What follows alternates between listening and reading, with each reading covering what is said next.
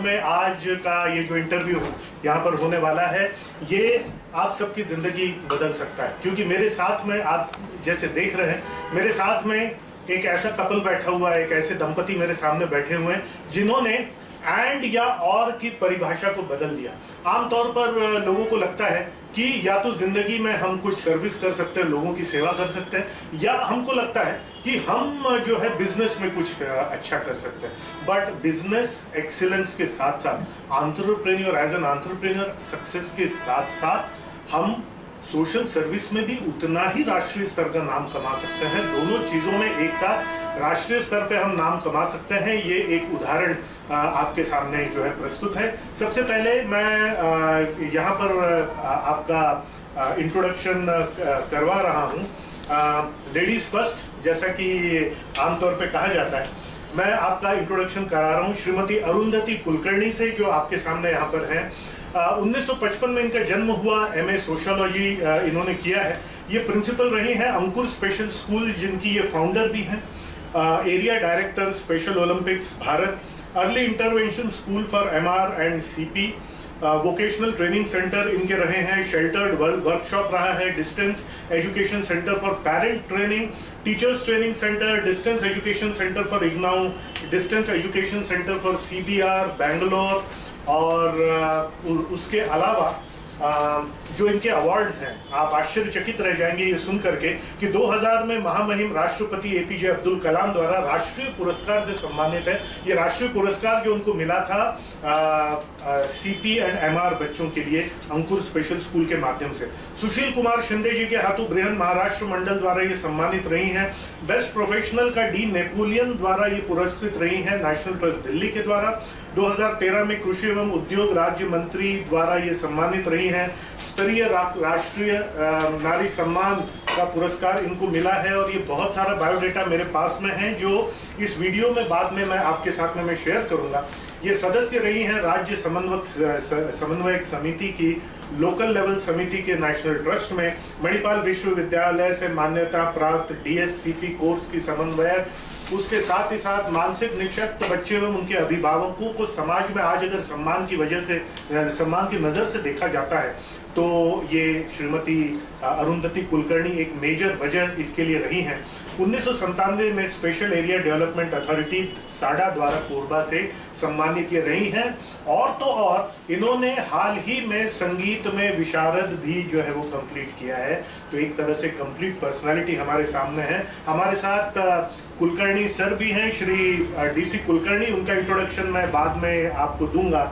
पर मेरा ये सौभाग्य है कि आज अजय भारत संवाद में इनके साथ में हमारा तारुफ हो रहा है, इनके साथ में हमारी बातचीत हो रही है। मैं सबसे पहले बातचीत श्रीमती कुलकर्णी से ही शुरू करूंगा। आपके ओपनिंग कमेंट्स अरुंधति कुलकर्णी जी, आपको कैसा लग रहा है और आप दर्शकों से क्या कहना चाहेंगे अभी? नमस्कार।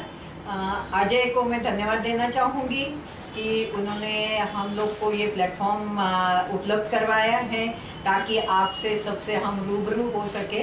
और ये बताते हुए मुझे भी खुशी होती है कि अजय खुद एक Guinness book of world record personality है, और जिसकी शुरुआत हमारे अंकुर स्पेशल स्कूल से हुई थी। ये मुझे बताते हुए बहुत गर्व होता है कि वहाँ उन्होंने एज ए लेक्चरर हमारे जो भी कोर्सेज चलते थे वहाँ शुरुआत की, और वहाँ से वो जो आगे बढ़े हैं वो Guinness book of world record तक, इंटरनेशनल तक पहुँचे हैं।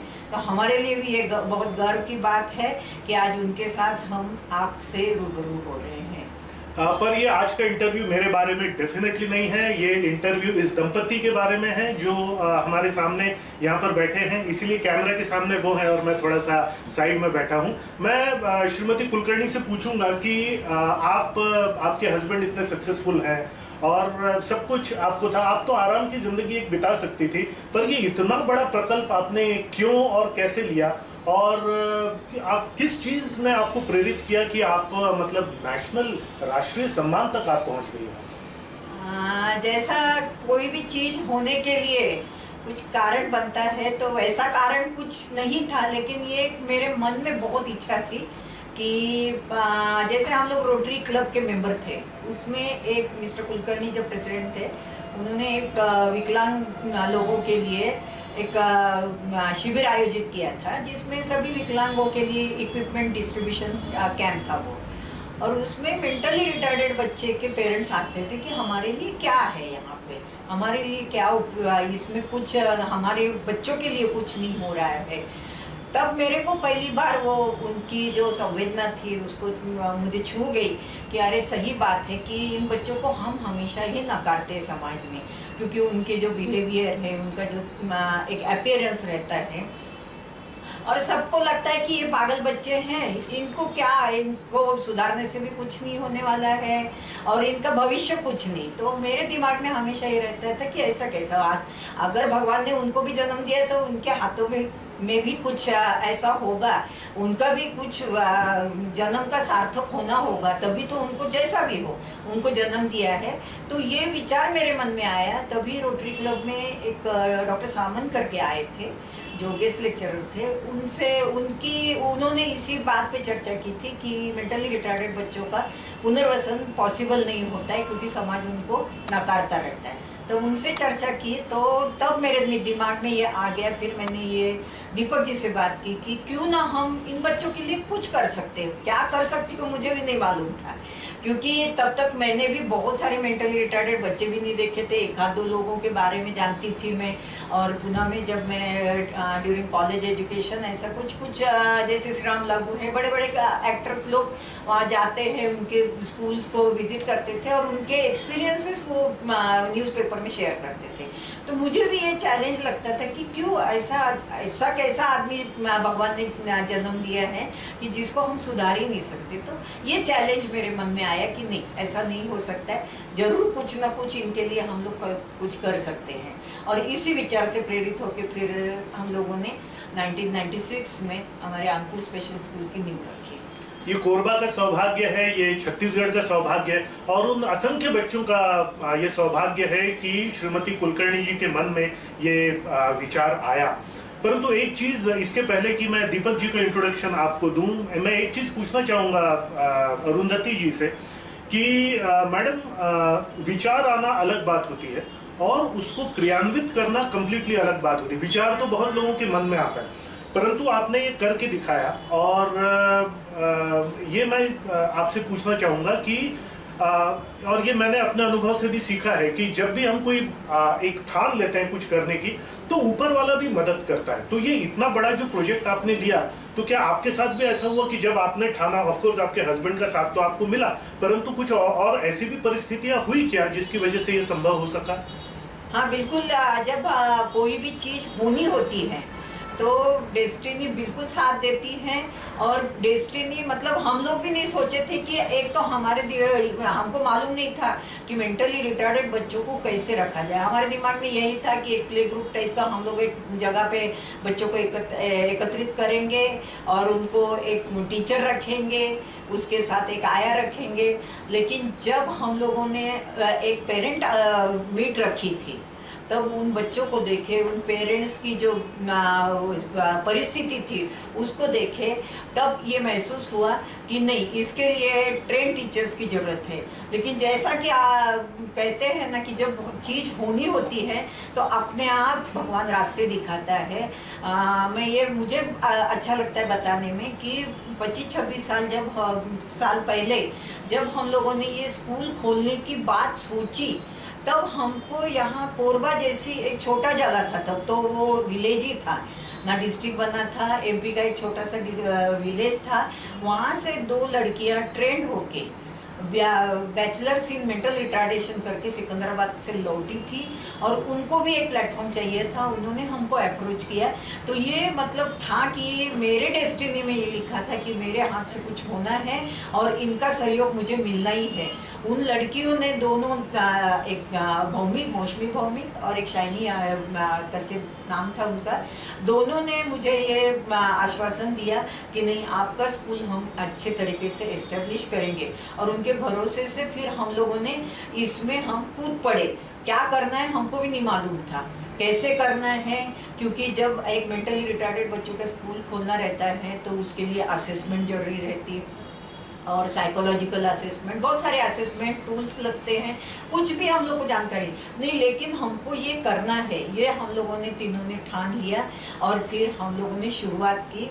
हमारा घर भी था, घर में हम लोगों ने स्कूल खोल दिया, पहले पेरेंट मीट की, उसके बाद फिर 2 सितंबर 1996 को ऑफिशियली हम लोगों ने उद्घाटन किया है। और मुझे बताते हुए हर्ष होता है कि विलेज एक कोरबा जैसे छोटी जगह पे, जहाँ हमने उम्मीद भी नहीं की थी कि 3 या 4 बच्चों से ज़्यादा मेंटली रिटार्डेड बच्चे हमको मिलेंगे, लेकिन पहले ही दिन की रजिस्ट्रेशन हमारी 25 की थी। इतनी शिद्दत से तुम्हें पाने की कोशिश की है कि हर जर्रे ने तुमसे मिलाने की साजिश की है। किसी चीज को अगर दिल से चाहो तो पूरी कायनात उसको तुमसे मिलाने में लग जाती है। ये शाहरुख खान का डायलॉग मुझे याद आ रहा है, जो 100% मैडम के ऊपर में जो है वो मैडम के ऊपर में जो है वो लागू होता है। और definitely God helps those who helps themselves, ये अंग्रेजी में हम बचपन से सीखते आ रहे हैं। मेरे बगल में एक और मैग्नेटिक पर्सनालिटी, एक अट्रैक्टिव पर्सनालिटी और एक खुश मिजाज जिंदा दिल इंसान, जिसके साथ कुछ पल बिता करके ही जो है वो दिल खुश हो जाता है। मेरे बगल में बैठे हुए हैं दीपक कुलकर्णी जी। पूना में इनका जन्म हुआ। अब ये मत पूछिए कि ये कोरबा में क्या कर रहे हैं, ये इन्हीं की जुबानी हम लोग सुनेंगे। ये पूना में इनका जन्म हुआ 1950 में। इन्होंने बीएससी केमिस्ट्री में किया। साराभाई केमिकल्स में एज मेडिकल रिप्रेजेंटेटिव इन्होंने काम शुरू किया। फिर वो कंपनी छोड़ करके एलम्बिक नाम की एक कंपनी ज्वाइन की और फिर उनको एक चांस मिला कि ज्यादा बेहतर अपॉर्चुनिटीज मेडिकल रिप्रेजेंटेटिव से ज्यादा किर्लोस्कर कमिंस में उनके पास में है। ये लंबी स्टोरी को मैं शॉर्ट करके बता रहा हूँ, इनका बायोडेटा मैं इस वीडियो के बाद में शेयर करूंगा। और उसमें भी एनएमडीसी बैला डीला में, जो कि एक रिमोट एरिया है, वहां पे एक सर्विस इंजीनियर के रूप में इन्होंने शुरुआत की, क्योंकि इनको हिंदी आती थी, हिंदी बोलना आता था। बाद में इस आश्वासन पे कि ये पुणे वापस चले जाएंगे, इनको रायपुर में आने के लिए कहा गया। बट किस्मत ने इस तरीके से पलटा खाया कि इनको कोरबा आना पड़ा, WCL कोरबा में कुछ प्रॉब्लम को सॉल्व करने के लिए। और जैसा कि ये अपनी स्टोरी बताएंगे, इनके बचपन से ही लिखा हुआ था कि लोहे का, आयरन का काम इनको करना है। बट इनका ये मानना है कि डेस्टिनी जो है जिंदगी में डेफिनेटली बहुत इंपॉर्टेंट रोल अदा करती है। विजन से ज्यादा डेस्टिनी रोल अदा करती है और उस डेस्टिनी का साथ हमको अपनी मेहनत से देना चाहिए। और अब इनके पुत्र अभ्युदय भी कोलकाता में सेटल हो गए हैं और इस प्रकार से जो है ये इनका पूरा फैमिली बिजनेस जो है चल रहा है। An excellent entrepreneur, a very successful businessman. ये प्रेसिडेंट रोटरी क्लब रह चुके हैं, चेयरमैन वनवासी विकास समिति, महाराष्ट्र मंडल कोरबा में इनका पूरा योगदान रहा है।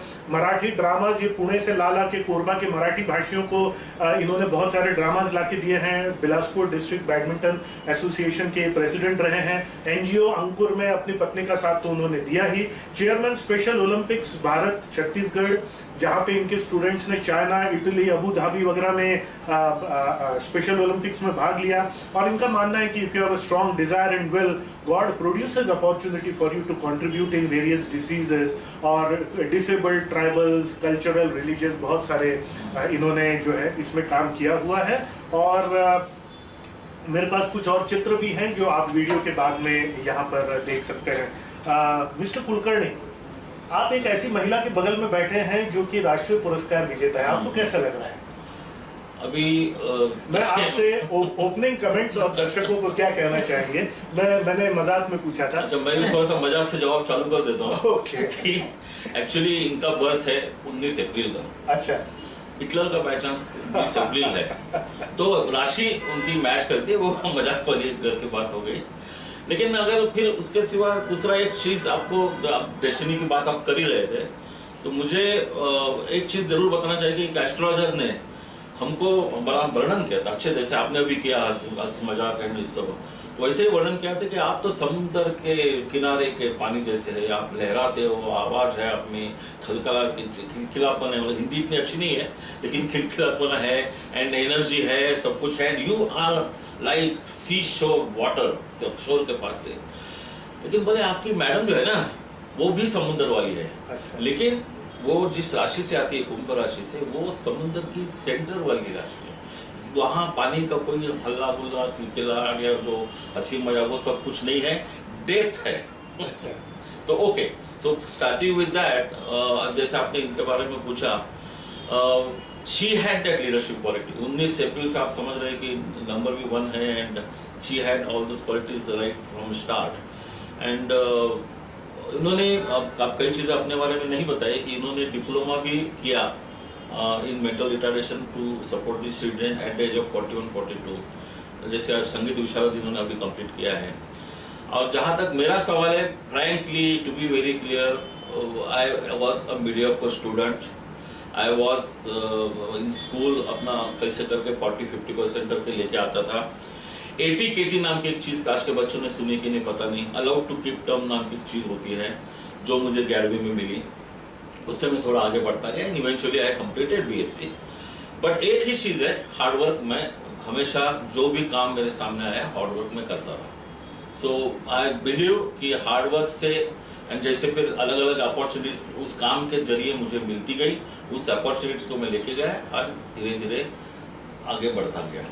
पर कुलकर्णी सर, आप पुणे के रहने वाले हैं, आप एक खाटी महाराष्ट्र, पुणे आप समझ सकते हैं, पुणे यानी महाराष्ट्र की जो संस्कृति की राजधानी जो है पुणे को माना जाता है, मुंबई को नहीं माना जाता। वहां का व्यक्ति कोरबा आ करके, कोरबा मतलब छत्तीसगढ़ और फिर कोरबा जैसी जगह में आ करके, तो ये मतलब ये कैसे संभव रहा? ये तो मतलब सिर्फ हार्डवर्क नहीं, ये तो आपका बहुत सारा आपका इंटेलिजेंस, और ये ठीक है पढ़ाई का एक मार्क्स एक अलग चीज होती है, बट ये एक मराठी भाषी व्यक्ति यहाँ पर आकर के आपने कैसा अपना एस्टेब्लिशमेंट किया, यहाँ के लोगों से कैसा समन्वय बिठाया? इसमें थोड़ा सा आपको आपने जो बताया उसमें थोड़ा सा ऐड करूंगा। मैं हमेशा always all along my career I tried to go back to Poona. जब मैंने 1970 में जब ग्रेजुएशन करके I have started looking for job, मैंने उस समय तो जॉब्स अवेलेबल थे, पूना में फैक्ट्रीज इंडस्ट्रीज नई नई आ रही थी, there were jobs in private, there were jobs in bank, कुछ भी हो सकता था। लेकिन हमको थोड़ा सा उस समय टाई पहन के और शौक आया, तो हमने मेडिकल रिप्रेजेंटेटिव बनाने का ठान लिया। उसमें मेरा साराभाई केमिकल्स में सिलेक्शन हुआ था and first posting was in Bombay. And Bombay में प्रिंसेस स्ट्रीट पर जब वो धाकड़ बिजनेसमैन लोगों के साथ काम करते करते, उस समय तो कुछ समझ में नहीं आ रहा था, कुछ कई बार मैं बुद्धू टाइप अपने आप को समझता था, लेकिन कुछ ना कुछ एब्सॉर्ब होते गया, कुछ अंदर में आता रहा। एंड दूसरा बात है कि then I thought I will come back to Poona, लेकिन उन्होंने जो भी कंपनी ने देखा, मुझे पहले जबलपुर में पोस्टिंग दिया। जबलपुर पोस्टिंग में करीबन 1.5 साल जबलपुर रहने के बाद में कटनी में देर वर सर्टन प्रॉब्लम्स। जबलपुर में काम ठीक रहा होगा, तो कटनी में जो प्रॉब्लम्स जो कंपनी के बढ़े, तो 1 साल मैंने वहाँ निकाला। लेकिन फिर वो जोन मर्ज हो गया ईस्ट में, तो मुझे बताया गया हमारे बॉसेस लोगों ने कि भाई तुम नागपुर या बॉम्बे या पुणे नहीं जा सकते हो, अपना जोन चेंज हुआ, यू ट्राई फॉर ट्रांसफर। मैं ट्राई किया, नहीं हुई, तो I came back to Pune. I was confident मेरे को नौकरी मिलेगी। एक्चुअली एलिम्पिक में मेरा सिलेक्शन हो गया था, लेकिन उसी समय मैं टाइफाइड से बीमार हो गया, तो मैं पुणे ज्वाइन नहीं कर, पुणे में ही सिलेक्शन मेरा हो गया था। इसके बीच में जैसे अब मैं थोड़ा सा डेस्टिनी टाइप का बात कर रहा हूँ, मेरे पिताजी को मंदिर में सादा साहब नाम का एक मंदिर है पुणे में, वहाँ एक ककलेरो सर कमिस के कोई मैनेजर मिले थे, तो उन्होंने पिताजी को बोला कि क्या कर रहा है, तो बोले नहीं घर ही में बैठा है अभी। तो वो बोले कि भाई कंपनी में बीएससी लोग ले रहे हैं, उनको ट्रेन करके सर्विस करके पोस्ट करते हैं। तो ठीक है, मैं इंटरव्यू देने गया, इंटरव्यू में भी वही टाई वगैरह पहन के गया था, लेकिन this was a totally different field. मुझे वहाँ थोड़ा सा हड़काया गया और हड़का के बोला कि भाई आप तो टाई पहन के घूमने वाला आदमी है, या हाथ काले पड़ते हैं, रात दिन काम करना पड़ता है, मैकेनिक जैसे काम करना है, ये सब जो भी था। बट वॉट एवर, उन्होंने उस समय मुझे सिलेक्ट तो किया, लेकिन मैं भी इस टेम्पटेशन में आ गया कि again TAD was very good. As a medical representative मुझे दिन में 8 रुपये TAD मिलता था, इसमें 60 रुपये था। मेडिकल रिप्रेजेंटेटिव तनख्वाह उस समय 250 से 200 रुपये मिलती थी इन 70-72, जो यहाँ करीबन 300-350 रुपये थी। सो वो टेम्पटेशन में मैंने ये ज्वाइन किया। As a BSc they gave us very rigorous training, और आखिर में फिर एज इट हैपेंड मेरी हिंदी ठीक उस समय तक ठीक थी जबलपुर रहने की वजह से, तो I was given posting in NMDC बैराडीला। तो NMDC बैराडीला में काफ़ी हार्डवर्क किया, मतलब रियली मतलब once you are in that field, जो भी फील्ड हो, तो आपको हार्डवर्क तो करना है, मेहनत करना है। तो काफ़ी पढ़ाई की, काफ़ी मेहनत की, काफ़ी हार्डवर्क हुआ, and I got confirmation. And next grade में मुझे एक्चुअली किरीबुरू भेजा गया। That is NMDC Kiriburu which is at Bihar Orissa border. वहाँ भी 1-1.5 साल निकालने के बाद मैरिज फिक्स हो गई थी। तो मैंने then I asked for transfer to Pune because Mrs Arundhati is from Pune. तो पुणे के लिए जब ट्रांसफ़र मांगी तो उन्होंने थोड़ा सा रायपुर के लिए थोड़ा सा अपग्रेड करके मुझे रायपुर का पोस्टिंग दिया।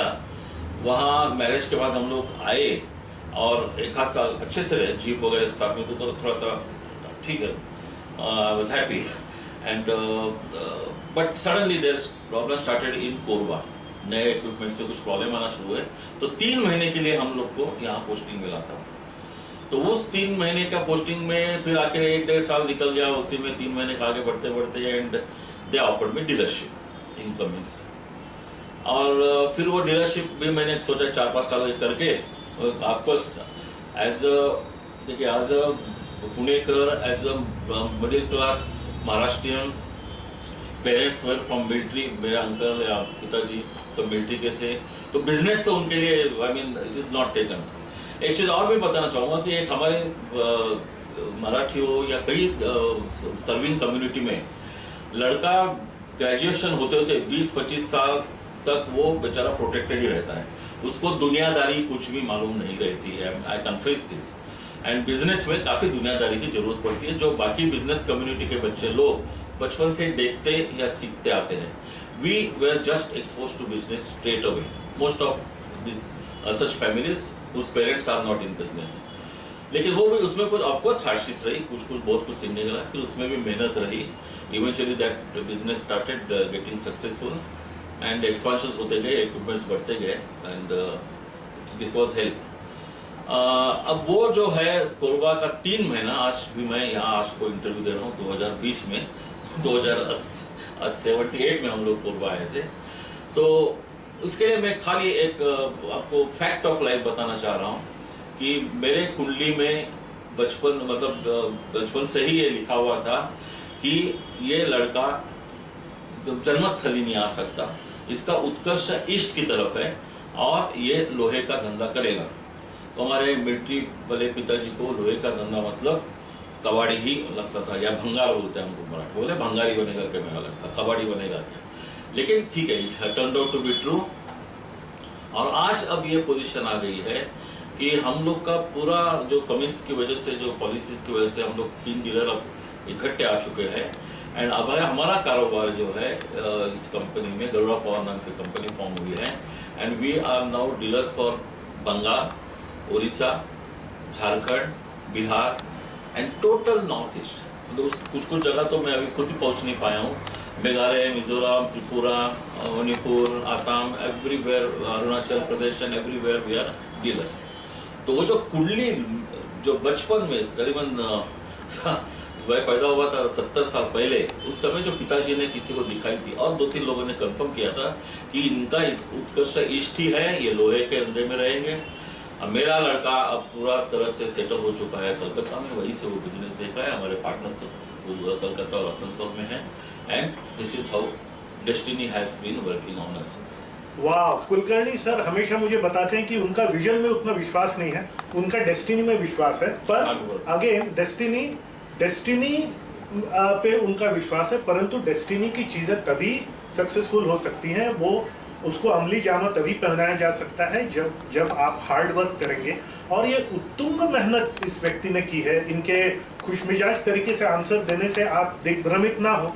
इस व्यक्ति ने जो मेहनत की है और जो कठिनाइयाँ सही हैं, जिसमें डेफिनेटली इनके परिवार उससे सामना करने में इनके परिवार का भी हाथ रहा, वो एक बहुत बड़ा आज कारण है कि एंटरप्रेन्योरशिप में इतनी बड़ी उनको सक्सेस मिली। और मैं हमेशा से मानता हूँ एंटरप्रेन्योरशिप की सक्सेस का एक पैमाना वो रहता है कि आपके कई सारे ऑफिसेज ऐसे हैं जो आपके ऑफिसेज हैं लेकिन आप खुद वहां कभी गए ही नहीं है।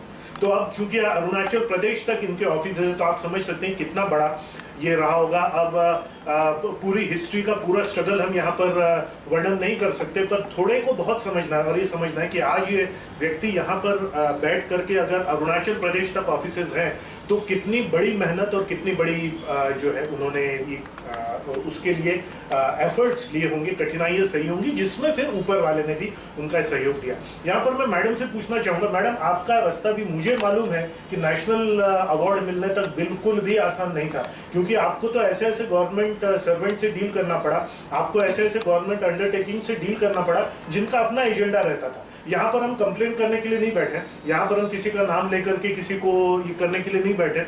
मैं यहाँ पर जो जानने में इंटरेस्टेड हूँ हमारे दर्शकों के लिए, कि इतनी सारी कठिनाइयाँ जो आपको आई, इसका सामना आपने कैसे किया, वो डिटेल स्टोरी तो खैर शायद बहुत लंबी है।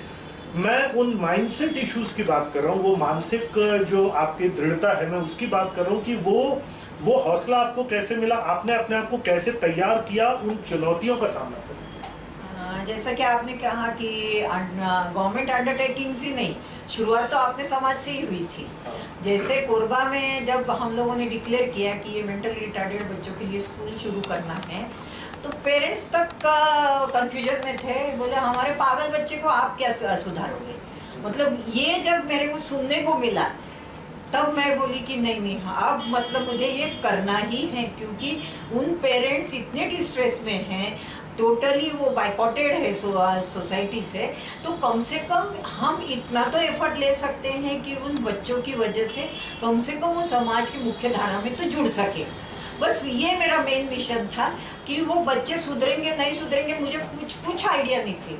बस मेरा एम था कि इन पेरेंट्स को थोड़ा सा हम सोलेस दे सके कि नहीं, आपके बच्चे भी रेगुलर बाकी बच्चों की तरह स्कूल जाते हैं, उनका भी एक शेड्यूल है, उनमें चेंजेस आ सकते हैं, ये आश्वासन उनको देना। तो सबसे पहला तो चैलेंज मेरे को हमारे पेरेंट्स, मतलब जो मेरा मेन टारगेट था, वही से शुरुआत हुई। मैं एक्चुअली घर घर जाके पेरेंट्स को कन्विंस की हूँ कि अरे आपका बच्चा पागल नहीं है, बस उसमें कुछ कमी है, उस कमी को हमको दूर करना है और इसीलिए आप स्कूल में भेजिए हर बच्चे को। मैं एक बच्चे को जब 96 में शुरुआत किए हैं तो मैं घर गई हूँ। तब मुझे ये था कि स्कूल देखने वाली मेरे 2 सहयोगी थी, तो मैं निश्चिंत होकर उनको वहाँ भेजती थी।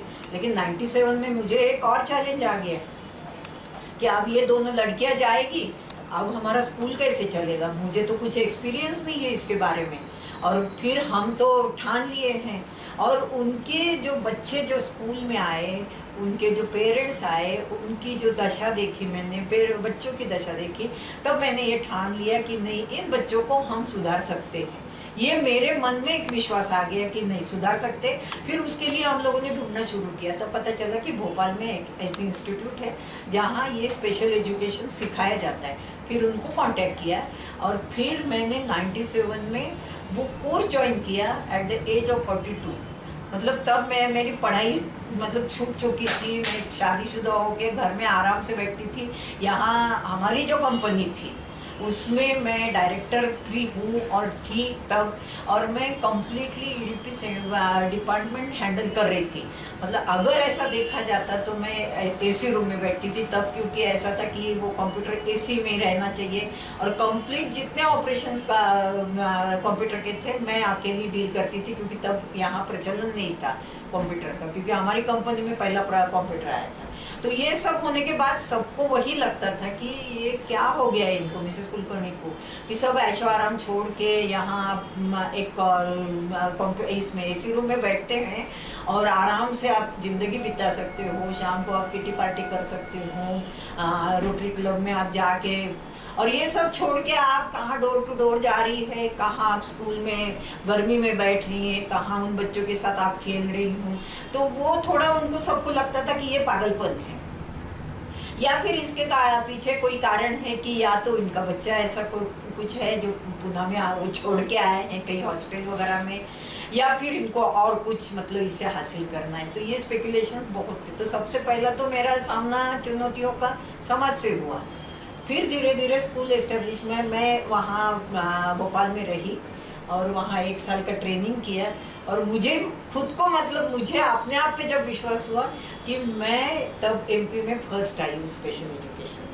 अब तब मेरा मतलब एकदम से कॉन्फिडेंस ही आ गया है कि नहीं हम कर सकते हैं, और नेशनल लेवल पे मैं 3rd आई। तो ये सब मेरे लिए बूस्टिंग था कि एट द एज ऑफ 42 मैं अगर ये कर सकती हूँ तो मैं निश्चित रूप से ये स्कूल अच्छे तरीके से, कितने भी मेरे को चुनौतियाँ आए, चुनौतियाँ बहुत आई, क्योंकि पहले तो इनिशियली फिर स्कूल एक साल एस्टेब्लिश होने के बाद हमको साड़ा से काफ़ी मदद मिली, ACCL से काफ़ी मदद मिली, सब ने अपना हाथ आगे बढ़ाया था। लेकिन धीरे धीरे उनके CSR जब शुरू हुए, और मेन हम लोग को तो फंडिंग का हमेशा प्रॉब्लम रहता था, जितना भी था हम घर से लगा ही रहे थे, लेकिन फिर जो ग्रांट लेनी थी, लेकिन ये मैं कहती हूँ कि मुझे गवर्नमेंट ऑफिशियल्स ने तब बहुत मदद की है, जब फंडिंग कैसे होनी है, कैसे प्रपोजल बनाना है, क्योंकि उसके बारे में हम लोग को ABCD भी नहीं मालूम था, लेकिन तब मेरे को बहुत मदद हुई। और बाद में जब गवर्नमेंट के अंडरटेकिंग के CSR शुरू हो गए, तब हम लोग को मनी क्रंच और ये फंडिंग का प्रॉब्लम शुरू हुआ, लेकिन कहीं ना कहीं से हमको डोनेशन या किसी ना किसी रूप से, मतलब एक ऐसा समय आया था कि ऐसा लग रहा था 2-3 सालों से हमारा फंडिंग नहीं आया था सेंट्रल से, तब लग रहा था कि अब नहीं है, अब बंद करना पड़ेगा। लेकिन हमारा हौसला, मेरे फैमिली है, मेरा जो स्टाफ है, सब ने हौसला रखा कि नहीं हम चलाएंगे इसको, ऐसा बंद नहीं होने देंगे। और आज तक बंद नहीं हुआ है, कहीं ना कहीं से रास्ते मिलते गए, कोई ना कोई मदद करते ही गया, छोटी हो मोटी हो, कोई एक वॉलंटियर बन के आ गए कि नहीं हम फ्री ऑफ कॉस्ट आपके यहाँ काम करेंगे।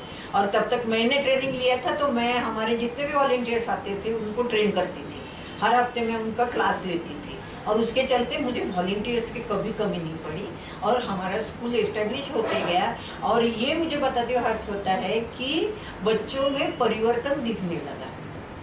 सबसे पहले हमारी 2011 में एक लड़की, और साथ ही में ये बताना भूल गई कि जब हमारा स्कूल एस्टेब्लिश होने लगा, उसी समय MP और छत्तीसगढ़ अलग हो गया, तो मेरा काम देखते हुए छत्तीसगढ़ स्पेशल ओलंपिक भारत ने मेरे को छत्तीसगढ़ राज्य का जिम्मा सौंपा, जिसमें हम लोग district level, local level, national level पे गेम्स आयोजित करते थे, स्टेट लेवल। यहाँ सबसे पहले अगर कोरबा में अपने जो राज्यपाल थे, वो पहले हमारे प्रोग्राम के लिए आए थे, स्पेशल ओलंपिक भारत की स्टेट मीट में। ये भी एक हमारे मतलब स्कूल के लिए या स्पेशल ओलंपिक के लिए कीर्तिमान है कि फर्स्ट टाइम इन कोरबा राज्यपाल का आना एक ऐसी कॉज के लिए जो एक उपेक्षित वर्ग है। और तब से स्कूल को जो बूस्टिंग हो गई कि नहीं ये बच्चे खेल सकते, मतलब तब ताज्जुब करते थे यार ये बच्चा दौड़ सकता है, ये बच्चा लॉन्ग जंप कर सकता है।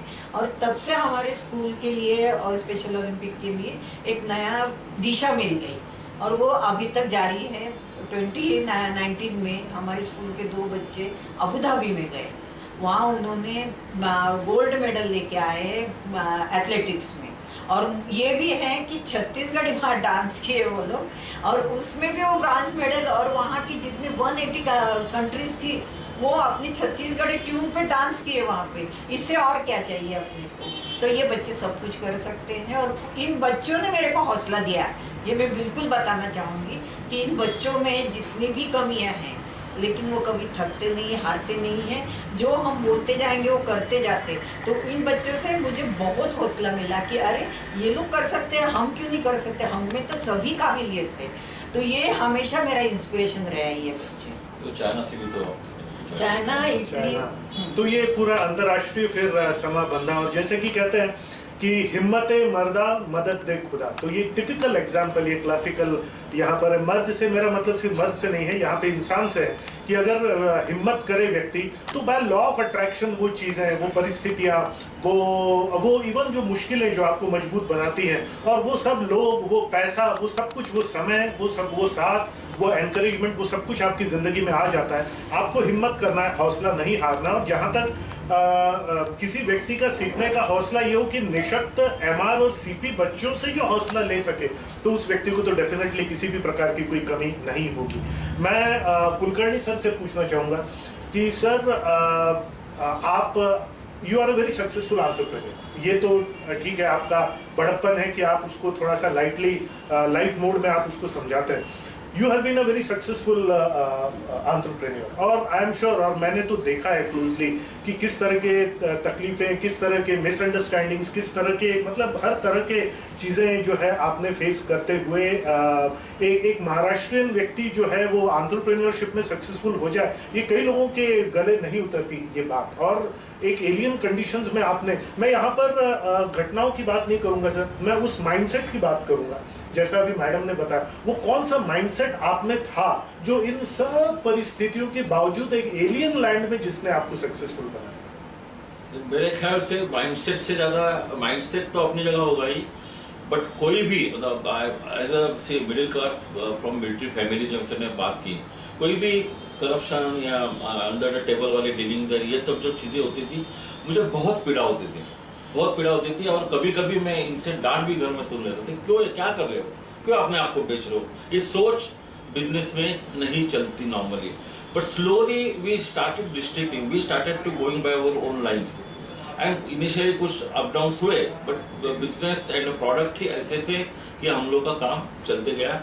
We didn't have to bet and बाकी देखिए इस जैसे मैंने आपको बोला कि सडनली एट एज ऑफ 20-25 जब आपका 1/4 लाइफ ऑलमोस्ट खत्म हुआ रहता है, यू स्टार्ट इनटू बिजनेस, तो आपको कई चीज़ें जो नॉर्मल बाकी लोगों को नॉर्मल और सहज लगती होगी, आपको बहुत डिफिकल्ट लगती है। But in the end at the शाम इन इवनिंग को जब हम बैठ कर आराम से बात करते थे, हम लोग एक ही सोचते थे कि चलो आज ऐसा ऐसा हुआ, इस आदमी ने हमको भगा भी दिया, कई लोगों ने गेट आउट भी कर दिया होगा। तो मैं सोचता था कि क्या उसमें मेरी गलती थी, क्या मेरा अप्रोच गलत था, क्या मेरी प्रोडक्ट्स में कोई गड़बड़ थी।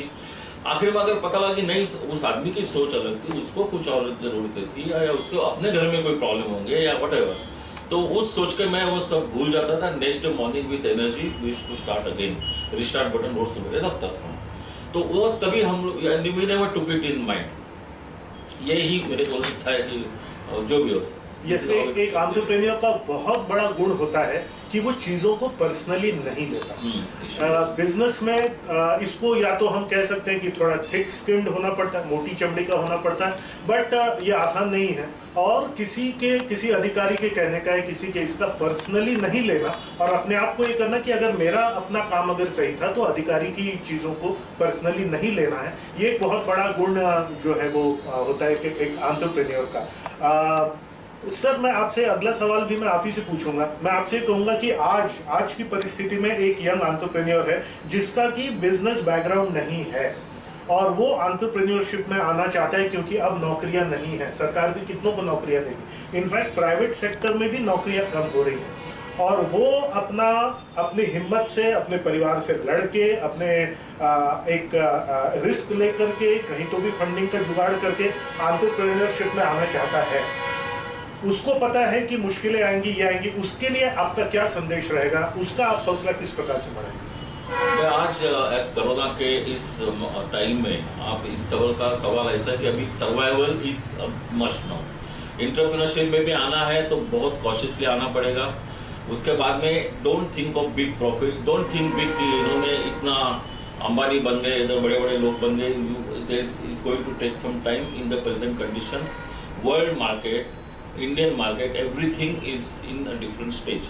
आपको बिल्कुल आना चाहिए, बिकॉज नौकरियां भी नहीं मिलने वाली, तो somewhere you have to start your own self again. लेकिन उसमें आपको बिल्कुल कुशनिंग रख के कम सोच से, कम मार्जिन से, मतलब कम मार्जिन से बिजनेस करके बहुत बड़ी न सोच के you have to survive, stay still for 1 year और सो, और उसके बाद फिर suddenly there will be boost in business when the corona threat will be over and the world market will improve. Absolutely wonderful। ये इत्तेफाक है सर कि मैं भी exactly यही सलाह मेरे स्टूडेंट्स को देता हूँ कि अगर आपके पास में 1 से 1.5 साल का संयम है, अगर आप उतना संयम लेकर के चल सकते हैं, खास करके आज के कोरोना के समय में उतना अगर आपके पास में संयम है, क्योंकि एंटरप्रेन्योरशिप में बहुत बड़े रिवॉर्ड्स भी हैं, उतने ही बड़े पनिशमेंट्स भी हैं अगर आपके पास संयम नहीं है तो अभी अगर आप पैसे के पीछे ना भाग के, प्रॉफिट्स के पीछे ना भाग करके संयम से छोटे प्रॉफिट से छोटा अगर काम करते चले और 1 से 1.5 साल तक का बैंडविड्थ अगर आपके पास में है, उतना पेशेंस अगर आपके पास में है, तो कुलकर्णी सर ने जो बता दीजा तो golden words, let me tell you, अभी बड़ा प्रॉफिट आपको शायद नहीं मिलेगा, मिले चाहे ना मिले, 1-1.5 साल साल का अगर आप पेशेंस लेकर के चलते हैं तो बहुत आपको ये होगा। इसके बारे में और भी बातें मैं कुलकर्णी सर से और भी सवाल मैं पूछने वाला हूँ। मैडम से यहाँ पर मैं पूछना चाहूँगा, मैडम ऐसी बहुत सारी महिलाएं हैं मेरे ग्रुप में जो आती हैं जो जिनको कुछ करना है।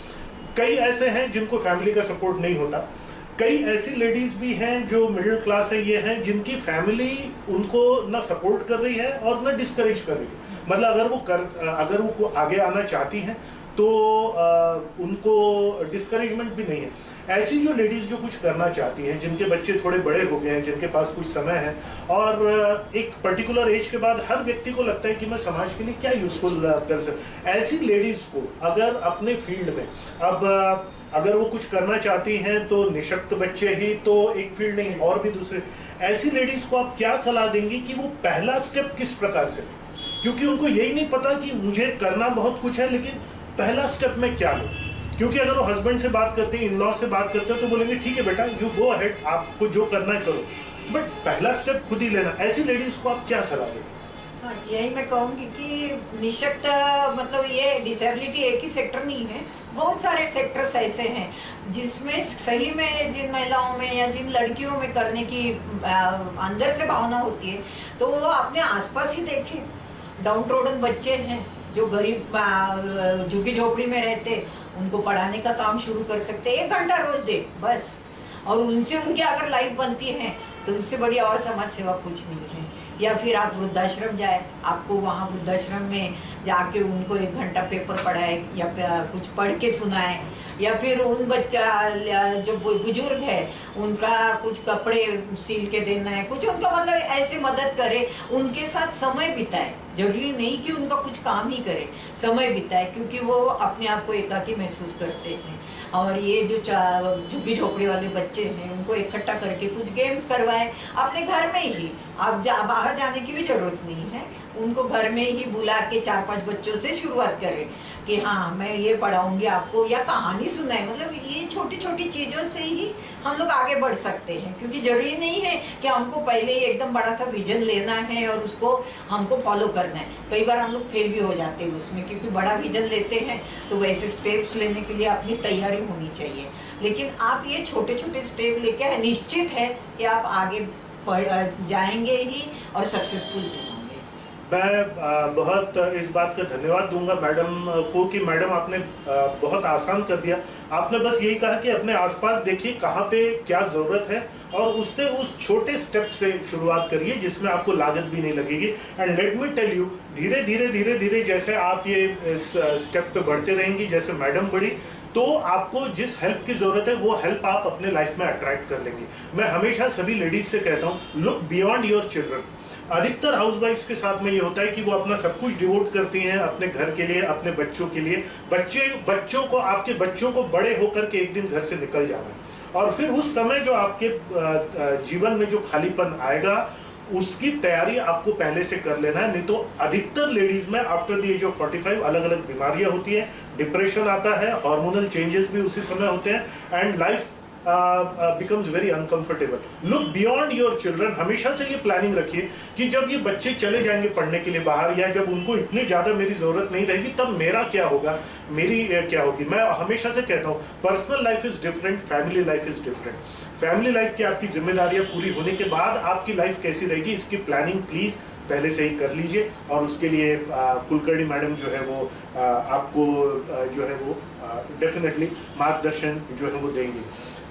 कुलकर्णी सर, कई ऐसे एंटरप्रेन्योर्स हैं जिन्होंने जो अभी एंटरप्रेन्योरशिप में आए और कोरोना चालू हो गया। कई ऐसे हैं जिनको कुछ फंडिंग मिली या फिर वो उन्होंने बस प्लान ही किया था, नौकरी से इस्तीफा दिया था कि मैं अपनी कंसल्टेंसी शुरू करूंगा, कुछ करूंगा। या कुछ ऐसे थे जो 1-2 साल में थे जिनके बस थोड़ा सा स्टेबल हुए नहीं थे कि कोरोना आ गया। उसके पहले जो है दूसरी भी चुनौतियां जो आई थी, कभी डिमोनेटाइजेशन हुआ था, ये हुआ। अभी वो एंटरप्रेन्योर्स जो कि धंधे में आ चुके थे उन्होंने वो जंप ले लिया, बट अभी मुश्किल पीरियड में चल रहे हैं, उनके लिए आप क्या कहना चाहेंगे सर? क्योंकि ऐसे बहुत सारे तूफान आपने झेले अपने लाइफ। ये एक्चुअली फैक्ट ये है, कोरोना तो अभी हम लोग कोरोना तो अलग हिस्सा कर दिया, उसके पहले ही businesses and total economy was coming downwards. पहले 1.5 से 2 साल पहले से ही ये ट्रेंड चालू हुआ था। इंडिया में, वर्ल्ड वाइड सब जगह डिमोनेटाइजेशन वगैरह के इफेक्ट अलग, उसके बाद अपने से ही बिजनेसेस वर गेटिंग अफेक्टेड। अब ये कोरोना भी हो रहा है, चाइना वॉर भी हो रहा है, अमेरिका में इलेक्शंस होने वाले हैं, मतलब world wide everywhere is there is going to be total disruption. We just have to stay coolly. अब सुशांत सिंह का एक एग्जाम्पल है कि डिप्रेशन में नहीं जाना है हमको, बहुत ज़्यादा सोच के टेंशन नहीं लेना है, एब्सोल्यूट सर्वाइवल मोड में ही जाना पड़ेगा। एंड जैसे मेरा अनुभव, जैसे आप लाइफ के अपडाउन्स के बारे में आप बोल रहे हैं, there were times I seen कि हम लोग बहुत भागदौड़ करके कुछ बिजनेस डील्स के लिए कोशिश करके spend lot of money but it didn't materialise. लेकिन कई बार ऐसा होता है कि suddenly you get a commission in hand, you get some orders in hand without any effort. It is timing, it's time. And again फिर हम थोड़ा बहुत किस्मत और हस्तरेखा इसमें आता हूँ कि थोड़ा बहुत इसका असर रहता ही है। आज ये जो फेज जो आई है सबके लिए, this phase has come after almost 100 years और सो, 2008 वगैरह छोड़िए, लेकिन जो महामारी वाली जो फेज आई है एंड जो वर्ल्ड मार्केट का टोटल डिस्टर्बेंस अब चल रहा है, तो उसमें आपको बस कम से कम खर्चा करके सब कुछ डिस्कस करके पॉजिटिव सोच के आपको आगे 1-1.5 साल निकलना पड़ेगा। उसके बाद boost is possible and is available. Thank you sir. ये जो आपने जो मुख्य बात जो उन्होंने कही, do not lose hope, hopeless मत हो जाइए। और मैं भी जो हमेशा कहता हूं कि come from thinking mode to action mode, क्या मैं कर सकता हूं, क्योंकि अगर आप सोचने लगे थे तो वर्स टू वर्स ख्याल कहां से कहां चले जाते हैं। इनफैक्ट अगर मैं सोचने लगूं कि मेरे बच्चे की गाड़ी आधा घंटा लेट क्यों हुई स्कूल से आने में, अगर मैं यही सोचता रहूं तो कहां से कहां तक सोच लूंगा। लेकिन अगर मैं 2 फोन कॉल करके पता करता हूं कि गाड़ी कहां पर है, तो मेरे को जो है रियश्योरेंस मिल जाता है कि यस। तो सिर्फ सोचते हुए ही ना रहें, प्लानिंग करें और पहला एक्शन लें, हौसला ना हारें, ये कुलकर्णी सर का कहना है। डिप्रेशन में ना जाएं, कुछ ना कुछ करते रहें। किस्मत कहीं पे खराब होती है तो कहीं पर अच्छी होती है, कहीं पर बहुत सारे एफर्ट का बहुत थोड़ा सा असर दिखता है, तो कभी कभी किस्मत ऐसा भी पलटा खाती है कि बहुत सारा काम और बहुत सारा प्रॉफिट भी आपको मिलता है। मैं अगला जो जिस टॉपिक पर आ रहा हूँ, खास करके महिलाओं के लिए बहुत इम्पोर्टेंट है। कोई भी महिला कितने भी कामकाजी हो मैडम, एक बायोलॉजिकल रोल रहता है मदर का, एक बायोलॉजिकल रोल रहता है होम मेकर का।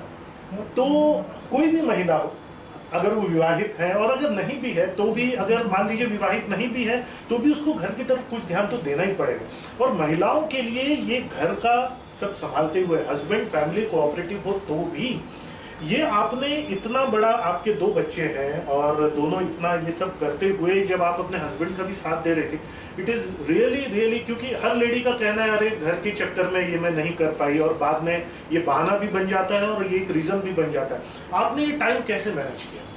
हाँ, इसके बारे में हमेशा ये बोलते हैं कि जो पहले मैं 3 घंटे में काम करती थी, क्योंकि मैं घर में थी, मैं एक्चुअली हाउसवाइफ थी, क्योंकि दोनों छोटे बच्चे थे मेरे, और उनको अपब्रिंग करना, उनका पढ़ाई, उनका स्कूल शेड्यूल, ये सब देखते देखते फिर जैसे बच्चे स्कूलिंग के मोड में आ गए, तो जो काम मैं 3 घंटे में करती थी, क्योंकि मैं घर में हूँ तो आराम से मैं घर के जितने भी हाउस होल्ड कोर्स है उसको मैं कंप्लीट करती थी। लेकिन फिर मैंने जैसे बच्चे स्कूल जाना शुरू किए तो मैंने ऑफिस ज्वाइन किया, हम लोग का खुद का डीलरशिप है तो उसको ज्वाइन किया मैंने, और उसमें मैं फिर यहाँ पे ईडीपी डिपार्टमेंट, तो 9 बजे मेरे को यहाँ आना पड़ता था, तो वही जो मेरे 3 घंटे के काम थे मेरे 1 घंटे में होने लग गए।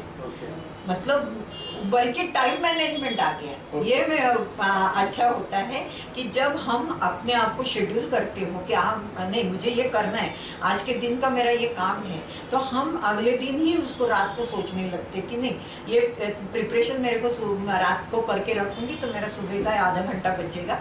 तो बल्कि हम मतलब एक हाउसवाइफ से एक टाइम मैनेजमेंट में पहुंच जाते हैं कि नहीं मेरे टाइम का मैं कैसे उपयोग कर सकती हूँ, कम से कम टाइम में मैं अपना काम कैसे, क्योंकि एज ए वूमन ये जो जिम्मेदारी है घर की, जैसे बच्चों को उठाना है, बच्चों को तैयार करना है स्कूलिंग के लिए, उनका पढ़ाई लेना है, उनको उसका टिफिन बनाना है, ये तो करना ही है क्योंकि वो उनके मतलब जिम्मेदारी है और खाना बनाना है, तो ये सब करते हुए भी हम अपना टाइम और अपने लिए भी टाइम निकालना है, ये भी बहुत ज़रूरी है। मैं हर एक महिला को वही बोलती हूँ कि अपने लिए भी समय बहुत ज़रूरी है।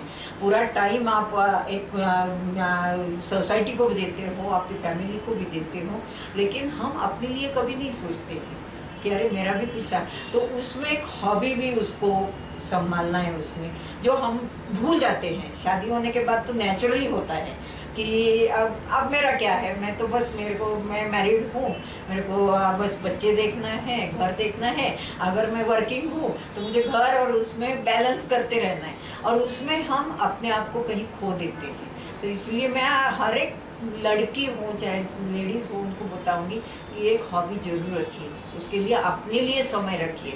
उससे आप जो रिफ्रेश होंगे तो ये आपको जो दिन भर के काम हैं या दिन भर का शेड्यूल है बिल्कुल महसूस ही नहीं होगा और आप चेयरफुल रहेंगे हमेशा। Thank you so much madam, और मुझे उम्मीद है कि इससे बहुत सारा जो है ज्ञान एज वेल एज एक टाइम मैनेजमेंट का काफ़ी सारी लेडीज़ को समझ में आएगा। ऑफ कोर्स हर लेडी की लाइफ अलग होती है, और मैं चाहता हूँ यहाँ पर कि देखिए, आप में से कई लोग ऐसे हैं जो लोहे के धंधे में नहीं हैं या कम्युनिस्ट टाइप के बिजनेस में नहीं है। आप यहाँ पर ये मत देखिए कि अरे मैडम तो निशक्त वाला स्कूल चलाती थी, मैं तो नहीं चलाती। मैं चाहता हूँ यहाँ पर आप जो प्रिंसिपल है, जो सिद्धांत यहाँ पर आ रहे हैं लाइफ मैनेजमेंट के, वो आप सीखें। ये तो सिर्फ एक इत्तेफाक है कि मैडम ने वो स्कूल चलाया कि सर कम्युनिस्ट के बिजनेस में थे। मैं जो चाहता हूँ इस कपल से बातें सुनते सुनते वो चीज़ें आप अपने लाइफ में, अपने विजन में, अपने आपके साथ लाइफ में जो हो रहा है, आपके जो हॉबीज़ है उसके साथ में कोरिलेट करके आप इसको सीखें। सर टाइम मैनेजमेंट को ही लेकर के मैं आप तक आता हूँ अभी कि आप एज ए सक्सेसफुल एंटरप्रेन्योर, ये एक सक्सेसफुल एंटरप्रेन्योर और इतना बड़ा बिजनेस संभव नहीं होता एक टीम के बगैर और डेलीगेशन के बगैर। क्योंकि एक एंटरप्रेन्योर अकेला कितना काम करेगा, 24 ही घंटे होते हैं, आप अकेले कितना काम कर सकते हैं। मुझे आप बताइए एक बिजनेसमैन के लिए, एक एंटरप्रेन्योर के लिए आपका क्या अनुभव रहा है टाइम मैनेजमेंट का, इतना बड़ा बिजनेस संभालने के लिए और डेलीगेट करके एक जो बेहतरीन टीम आपने बनाई। सो टाइम एंड टीम मैनेजमेंट के बारे में आज के जो यंग एंटरप्रेन्योर्स हैं, जो कुछ बड़ा करना चाहते हैं आपके जैसा, उनको आप क्या सलाह देंगे? Time management and team management. हमको एंटरप्रेन्योर बोलने से is the right word you are using, because मैं मोस्ट ऑफ द बिजनेस में, कई बिजनेस में देखता हूँ कि मालिक और नौकर वाली एटीट्यूड रहती है।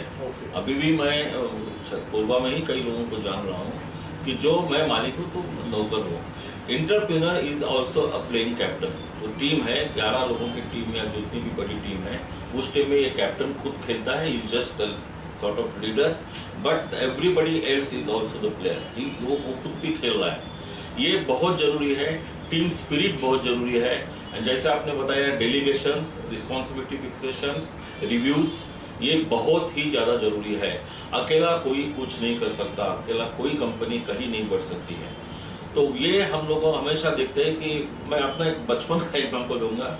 ये हम लोग एक लता के बोल के किर्लोस्कर जी का, लक्ष्मण किर्लोस्कर जी का मकान बंगला है, तो हम लोग वहीं दोस्त के यहाँ कई बार बैठे रहते थे। तो कई बार सुबह 8 साढ़े 8 बजे हम लोग घूम के एक्सरसाइज करके वहाँ बैठते थे। 8 साढ़े 8 बजे इनकी प्लायमाउथ ही होगी गाड़ी, उसमें समझ नहीं आती थी। वो गाड़ी में किर्लोस्कर जी पीछे रहते थे एंड हमेशा कुछ ना कुछ पढ़ते दिखते थे। मतलब सीनियर किर्लोस्कर, हाँ, उनके बारे में बता रहा हूँ। ये हमेशा कुछ पढ़ते रहते, हम गाड़ी से जाते थे। तो एक दिन हम लोगों ने ड्राइवर को दिख गया, उसको पूछ लिया कि साहब क्या पढ़ते हैं, पेपर पढ़ते हैं, क्या करते हैं वो? बोले नहीं, सब कंपनी के रिपोर्ट्स उनके पास आए रहते हैं, टाइप रिपोर्ट्स। उस समय कंप्यूटर्स वगैरह सब कुछ ठीक नहीं है। बोले यहाँ से ब्लू डायमंड होटल बोल के उनका करीबन 8 किलोमीटर पे ऑफिस था, वहाँ सब पूरी देश के कंपनी उनकी रिपोर्ट्स उनके पास रहती थी। ये रिव्यूज़ होते थे, उस रिव्यूज़ के पास उनके फिर मीटिंगें वगैरह जो इंटर लोकल या टेलीफोनिका व्हाटएवर, वो सब मीटिंगें होती रहती थी। तो this review is important. Delegation है, रिस्पॉन्सिबिलिटी फिक्सेशन है, 2-4 गलतियाँ जरूर होगी। वो जो 4 गलतियाँ किसी से होती है उनको इग्नोर कीजिए। बार बार कर रहा है तो of course he is not capable, वो तो आप समझ लेंगे। लेकिन अगर जिम्मेवारी नहीं देंगे सबको, तुम ये भी कर, तू वो भी कर, सबको आप नौकर पर दिखाओगे, तुम आधा घंटा खाना खाओगे फिर वापस आओगे वगैरह, कुछ इस टाइप से रिस्ट्रिक्शन डालना रहेगा, वो भी टाइमिंग से काम करेगा। And I think sense of ownership उसके पास नहीं रहेगी। That sense of ownership is a must for every employ, उसमें भी राइट फ्रॉम प्यून, झाड़ू वाला to everybody, they should think.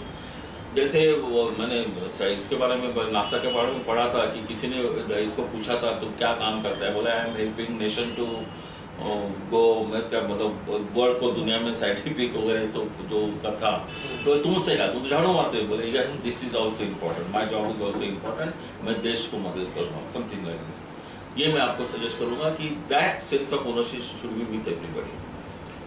Sir यहाँ पर मैं जो है एक और सवाल आप दोनों से पूछूंगा। पहले सर आपसे पूछ रहा हूँ, क्या आप ऐसे कोई एक दो व्यक्ति या पर्सनालिटीज जिनसे आप बहुत ज़्यादा प्रभावित हुए और उसके बाद में जिनसे आप मिले हो चाहे ना मिले हो पर जिनसे आप प्रभावित हुए, जिन्होंने आपकी ज़िंदगी को बहुत प्रभावित किया, और उसके अलावा एक या दो ऐसी किताबें जिसने आपके जीवन को बहुत प्रभावित किया जो आप रिकमेंड करेंगे कि हमारे दर्शकों ने पढ़नी चाहिए, या तो ऐसे एक दो व्यक्ति और ऐसी एक दो किताबों के बारे में आप बताना चाहेंगे जो जिन्होंने आपको बहुत प्रभावित किया?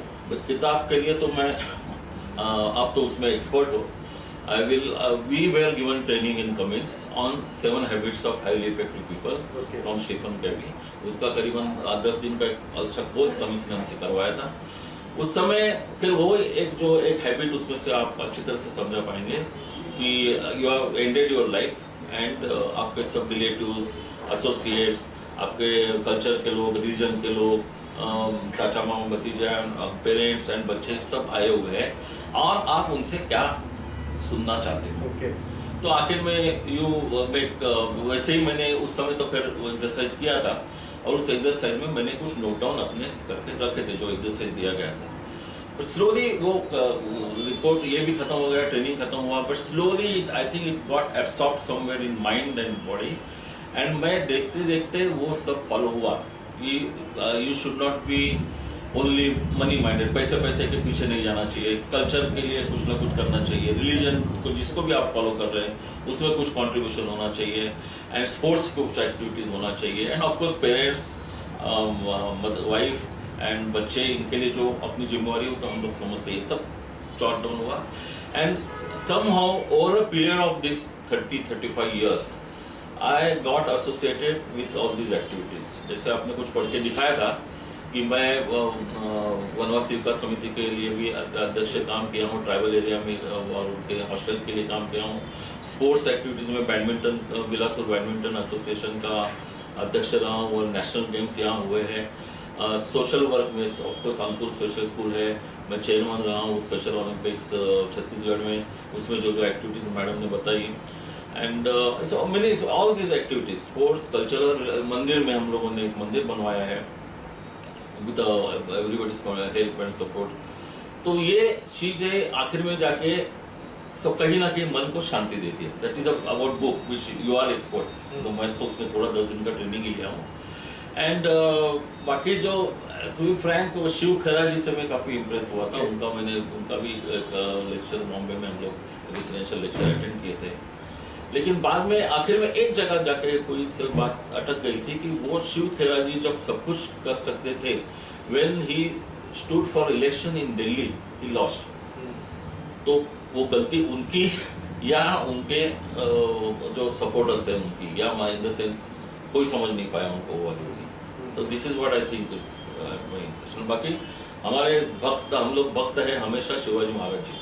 के, जिससे हम शिवाजी से हमेशा उनसे बहुत कुछ सीखा, एडमिनिस्ट्रेशन, वॉरियरशिप एंड क्या नहीं। यस, सो जैसे कि आप फिर से देख रहे हो और एक बात जो बार बार ये होकर के आ रही है कि अगेन वो उन्होंने जब वो चीज़ें ठान ली, जब वो चीज़ें उन्होंने लिख डाली, वो सब चीज़ें फिर बाद में उन्होंने अपने लाइफ में अट्रैक्ट की कि भाई 80 की उम्र में क्या क्या मैं सुनना चाहूँगा, वो सब उसमें से मेरे ख्याल से उस समय आपने ठान लिया और वो निर्णय किया, वो सब चीज़ें हुई और मेरे ख्याल से सर मैं कह सकता हूँ कि उनमें से करीब करीब 80% चीज़ें तो आपने अपने लाइफ में अट्रैक्ट कर ही ली।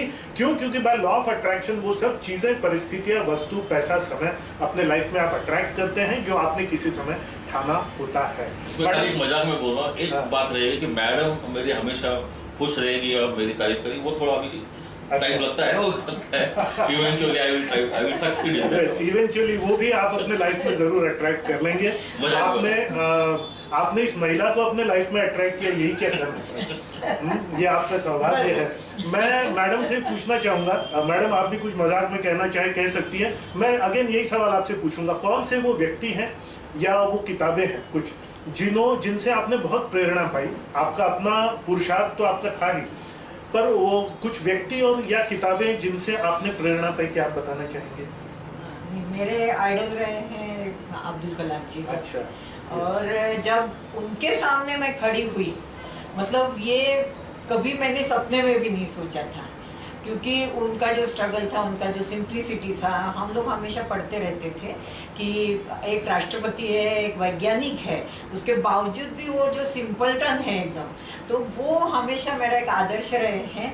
और जब उनके सामने मैं खड़ी हो गई तो मुझे लगा कि मैंने दुनिया की सारी खुशियाँ हासिल कर ली। बस वही मेरा एक मतलब हमेशा आइडल रहे हैं। और किताबें मैं बहुत सारी अभी भी मैं पढ़ती हूँ, मेरी हॉबी है, तो बहुत सारे लोगों की जीवनी भी पढ़ी हूँ मैं, और अभी भी पढ़ती रहती हूँ। तो वो कहीं ना कहीं मुझे अंदर से इंस्पायर करती रहती थी, जीवनी है। और जैसा कि इन्होंने बताया कि हमारे शिवाजी महाराज तो हमेशा ग्रेट, उनके जो मतलब सिद्धांत है, हम बचपन से मतलब स्कूल में थे तभी से उनकी कहानियाँ हम लोग स्कूल में हम लोग को पढ़ाई जाती थी। फिर उनके हम लोग को टीचर भी हम लोग को बताए जाते थे, घर में भी उनके हम लोग को बताए, उनके पोवाड़े सुनते थे। तो वो लगता था कि नहीं नहीं, एक मराठी रक्त जो बोलते हैं ना, मराठी बाणा, वो अंदर से कहीं ना कहीं से वहीं से हमको स्फुरन देता था कि नहीं नहीं ऐसा हमको करना है, हमको आगे बढ़ना है, कुछ ना कुछ तो प्रॉब्लम आएंगे ही आएंगे। तो ये सब मतलब जितनी भी परिस्थितियाँ थी, मेरे पेरेंट्स भी बहुत, मतलब मेरी माँ अहेड ऑफ द टाइम थी, मतलब तब उसको बोला जाता था कि अरे ये क्या सोचती हैं, क्योंकि वो मतलब ना गॉसिप में, ना आजू बाजू में जाना, वो एम्ब्रॉयडरी में हमेशा फर्स्ट आती थी। तो वो एक इंस्पिरेशन था कि अरे हाँ माँ हमारी किसी मतलब एक विधा ऐसी है, लोग उसके पास सीखने आते थे ना, कभी वो चार्ज लेती थी, और हमेशा उनको फ्री ऑफ कॉस्ट वो एम्ब्रॉयडरी सिखाना, या फिर किसी स्कूल में जाके बच्चों को ड्रामा वगैरह में बहुत एक्सपर्ट थी वो, तो फ्री अपना वॉलंटरी सर्विसेज देती थी कि बच्चों के ड्रामा सेट करना है। और तब मतलब तब का जो परिवेश था उसमें एक हाउसवाइफ ऐसा कुछ नहीं करती थी, एक अपने घर तक वो सीमित रहती थी। तब हमेशा हमारी माँ को बोला जाता था, लेकिन मेरे पापा का भी बहुत उसमें योगदान था। और पापा मेरे बहुत मतलब स्ट्रगल करके आगे बढ़े थे। उनके पेरेंट्स बचपन में मतलब 5 साल के थे तभी गुजर गए थे, तो वो मतलब भिक्षु की जिसको बोलते हैं, वो करके उन्होंने अपना BA तक का पढ़ाई किया। फिर उनको रिजर्व बैंक में नौकरी मिली, रिजर्व बैंक से फिर वो स्टेट बैंक में मैनेजर तक पहुंचे। तो वो एक इंस्पिरेशन हमारे दिमाग में हमेशा तक थी। मेरे पापा अगर इतने कम, और वैसा देखा जाए तो हम लोग इनामदार है, मतलब हमको इनाम मिला हुआ गांव है पुणे के पास, लेकिन परिस्थिति ऐसी हो गई कि कोई पूछने वाला नहीं था उनको। तो मेरी बुआ ने उनको बड़ा किया, 11वीं तक पढ़ाया, और 11वीं के बाद उन्होंने बोला कि अब मेरी हिम्मत नहीं है। लेकिन मेरे पापा कभी ये नहीं माने, हार नहीं माने, और स्ट्रगल करते रहे। तो वो भी हमारे दिमाग में गई था कि नहीं, अगर पापा कर सकते हैं और उनका हमको आशीर्वाद है तो हम लोग आगे बढ़ सकते हैं। डेफिनेटली आप जो भी कष्ट सहते हैं, आप जो भी अपने जीवन में करते हैं और सत्कर्म करते हैं, सद्विचार रखते हो, सत्कर्म करते हैं, तो वो डेफिनेटली कहीं ना कहीं उसका असर दिखता है। अगर आप में नहीं तो आपकी अगली पीढ़ी में वो संस्कार आएगा, आपकी अगली पीढ़ी को उसका लाभ मिलेगा। इसलिए मुझे क्या मिले और इससे क्या होगा, इसका शॉर्ट टर्म इफेक्ट ना देखते हुए अगर हम एक लॉन्ग टर्म सोच रखते हैं, तो आपके नहीं तो आपके बच्चों में डेफिनेटली उसका पॉजिटिव असर जो है वो दिखेगा। एक अंतिम सवाल मैं पूछूंगा कुलकर्णी सर, और उसके बाद में मतलब अंतिम के पहले का सवाल आपसे पूछ रहा हूँ, और उसके बाद में एक अंतिम सवाल हस्बैंड वाइफ की अंडरस्टैंडिंग के ऊपर मैं आपसे पूछूंगा। सर मैंने सभी बड़े एंटरप्रेन्योर्स को, सबको ये कहते हुए सुना कि पहले सर्विस दो, पहले ये करो और पैसा तो बाद में आएगा, ये आएगा। और कुछ लोगों का ये कहना है भाई money is also very important, और पैसा लाइफ में एक बहुत इंपॉर्टेंट हिस्सा जो है वो रहता है। तो ये पैसा सेवा उसके बीच में मैं कई बार देख रहा हूँ कि एक यंग एंटरप्रेन्योर जो है वो कंफ्यूज रहता है। तो कुछ लोग या तो इस एक्सट्रीम में जाते हैं कि पैसे को छोड़ के इतना कुछ वो करते हैं कि उनको फाइनेंशियल प्रॉब्लम्स आ जाते हैं, और कुछ लोग इतने ज़्यादा फाइनेंस के पीछे जाते हैं कि उसके कारण वो कुछ गलत काम भी कर लेते हैं।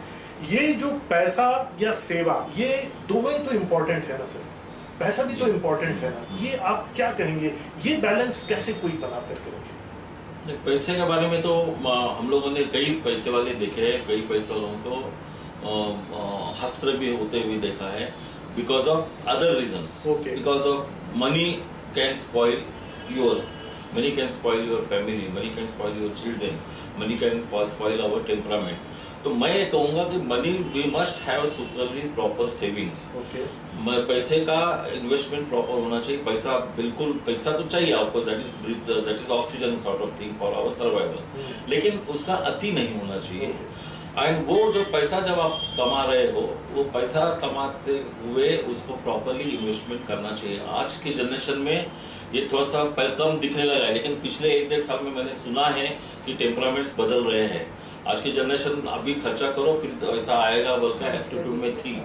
2019 हम लोग सोच सकते कि 2010 तक परिस्थितियाँ ठीक थी, it was boosting, economy was boosting, लेकिन बाद में अब ये पोजीशन आ रही है कि we must of course will have to earn money. अभी तो सिचुएशन देख ही रहे, नौकरियाँ जा रही है एंड बिजनेसेस डाउन हो रहे हैं, सब कुछ हो रहा है। जितना पैसा कमाना, मतलब कमा के उसको सेविंग में रख के उसके बाद you can easily devote time for social work, service यानी सोशल वर्क के लिए, सोशल वर्क के लिए उसलिए जरूरी है फॉर सेल्फ सेटिस्फैक्शन एंड आनंद मिलने वाली जो बात है। अगेन वो 7 हैबिट्स में यही तो डिफाइन किया है जो आप अच्छे से समझा सकते हैं।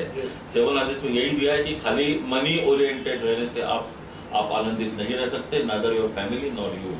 खाली रीजन ओरिएंटेड रहने से, भगवान देवदेव करने से नहीं होगा, खाली कल्चरल बोल के नहीं होगा। ये जो चीज़ें बताई गई है, तो I think money of course is required, लेकिन वो साम दाम दंडभेद के तरीके से न करें, लेजिटिमेटली सही ढंग से जितना आप डिजर्व करते उतना करें। एंड आखिर में फिर मैं डेस्टिनी पे आता हूँ कि हाथ में लिखा रहता है। जैसे मैंने आपको बोला कि कई बार हमको बिना बता के ऑर्डर्स, बिजनेस कमीशन आते हैं और कई बार उसके पीछे दौड़ते हैं और वो दूर जा जाता है। करेक्ट है। तो आपके भाग्य रेखा जो कहती है उसमें जब आपके पुरुषार्थ का जादू लगता है, तब वो जिंदगी में आप कोई बड़ा विजन लेके चले या ना चले, पर आपके भाग्य रेखा में क्या लिखा है उसके हिंट्स यूनिवर्स आपको देता रहता है। उसके माध्यम से जब आप अपने मेहनत से, पुरुषार्थ से और इससे करके पैसा भी कमाते हैं और एट द सेम टाइम लोगों की सेवा भी होती है, तब जीवन का जादू जो है वो होता है।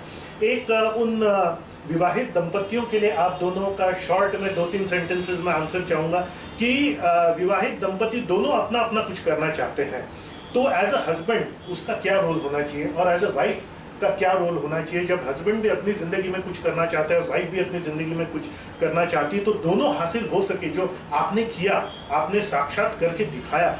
तो एक हस्बैंड पॉइंट ऑफ व्यू उसका एटीट्यूड कैसा रहना चाहिए और वाइफ्स पॉइंट ऑफ व्यू, ताकि दोनों अपने लक्ष्यों को हासिल कर सके, क्या कहना चाहिए? इस मामले में थोड़ा सा मैं आपको एक जरूर बताऊंगा कि हमारी जनरेशन या उसकी पहले जनरेशन में सोच अलग थी।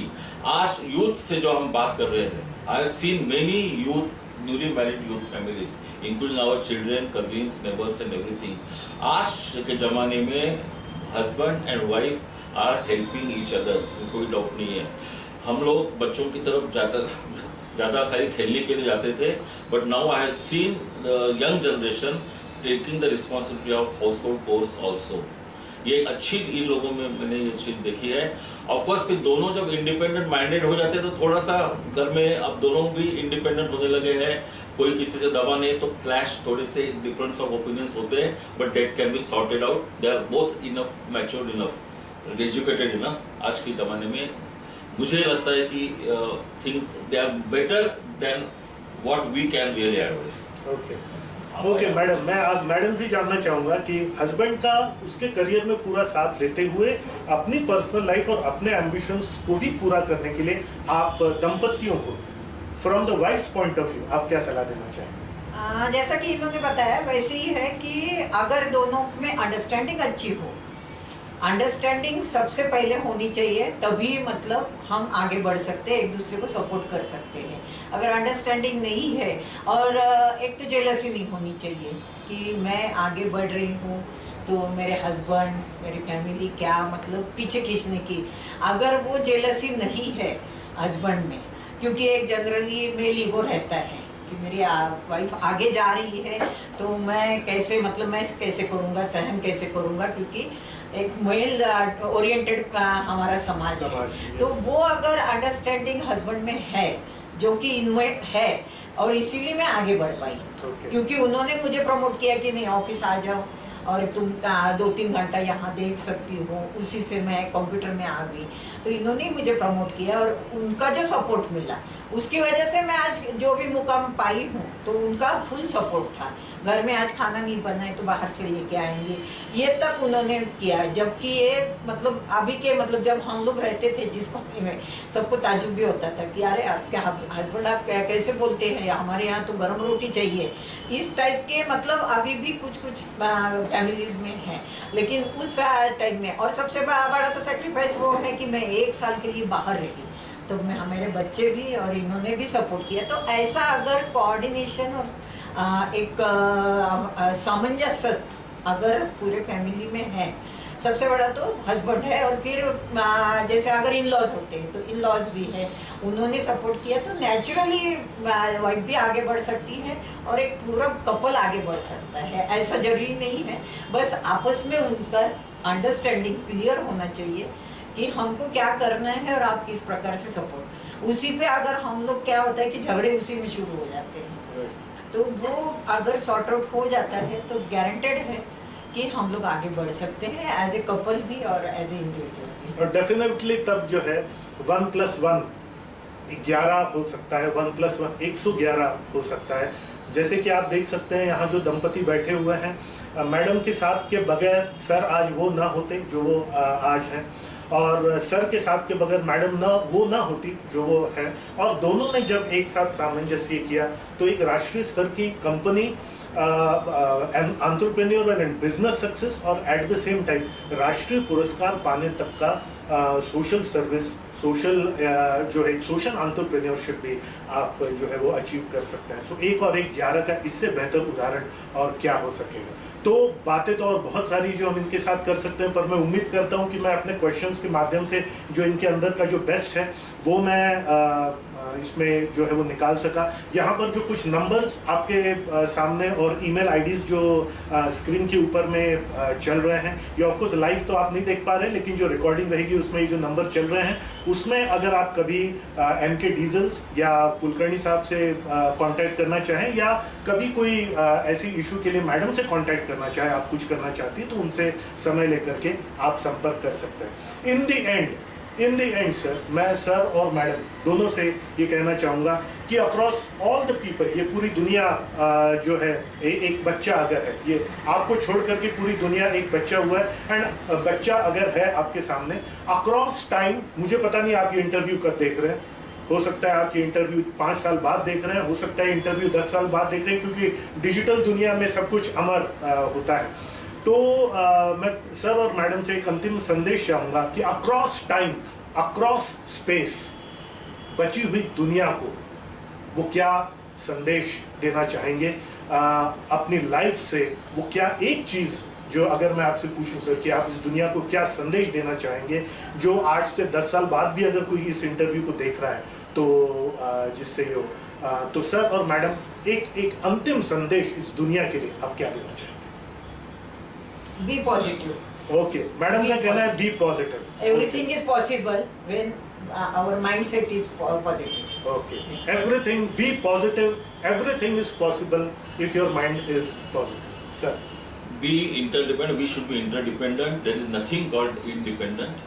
Independent. This world is for interdependency, and right from low level to top level, we have to depend on each other. हम सब एक दूसरे पर निर्भर हैं, और अगर हम इस इंटरडिपेंडेंसी की, जो कि अगेन 7 हैबिट्स का एक बहुत इंपॉर्टेंट लेसन है, इंटरडिपेंडेंस को अगर हम करते हैं तो सबका उत्थान होगा। यानी एक वो कहावत है ना सर कि सबका उत्थान, सबका एक जो हाँ सर्वोदय की भावना अगर हम लेकर के चलते हैं तो डेफिनेटली हम सबका साथ सबका विकास, ये कोई पॉलिटिकल स्टेटमेंट नहीं है, विकास ठीक है लेकिन फिर भी ठीक है। तो सर्वोदय की भावना के साथ में मैं बहुत बहुत धन्यवाद देते हुए कुलकर्णी सर और मैडम को धन्यवाद देता हूं आपके समय के लिए, और मैं उम्मीद करता हूं कि इस इंटरव्यू को आप सही स्पिरिट में देख करके अपने जीवन में उसको उतार सकेंगे, और कुलकर्णी सर और मैडम से बहुत कुछ सीख करके आइदर और नहीं, this and that, business and social service में एक साथ एज अ कपल,